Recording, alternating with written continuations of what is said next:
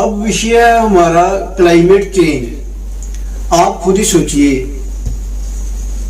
क्या बिना पर्यावरण भारत विश्व गुरु बन सकता है क्या? सोचिए ना, नहीं, कभी भी नहीं बन सकता। अगर भारत को विश्व गुरु बनना है तो सबसे पहले हमें पर्यावरण में काम करना होगा, भारत में पर्यावरण का सुधार करना होगा। फिर संयुक्त राष्ट्र में जाकर भारत विश्व गुरु की भूमिका निभाए। शहर की सीमा होती है, देश की सीमा होती है, लेकिन पर्यावरण की कोई सीमा नहीं होती।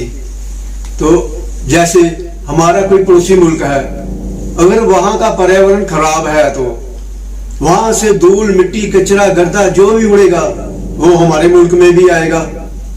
अगर वहां का पर्यावरण ठीक है तो वहां की ठंडी ठंडी हवाएं हमारे मुल्क में भी आएंगी। तो इसके लिए ये बहुत जरूरी है कि भारत पर्यावरण के सुधार के लिए पहले अपने आसपास के छोटे छोटे मुल्कों को उनकी उंगली पकड़कर अपने साथ लाए और पर्यावरण के लिए काम करने के लिए मजबूर करे।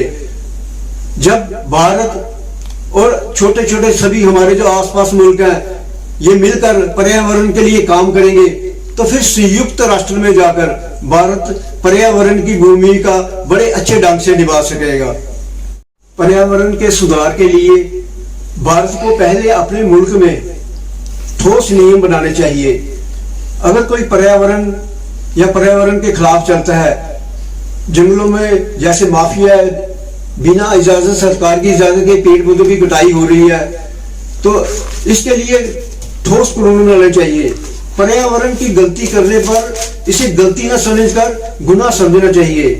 वन माफिया और पेड़ों की कटाई करने वालों पर सख्त से सख्त सजा हो, फिर ही भारत में पर्यावरण में सुधार हो सकता है।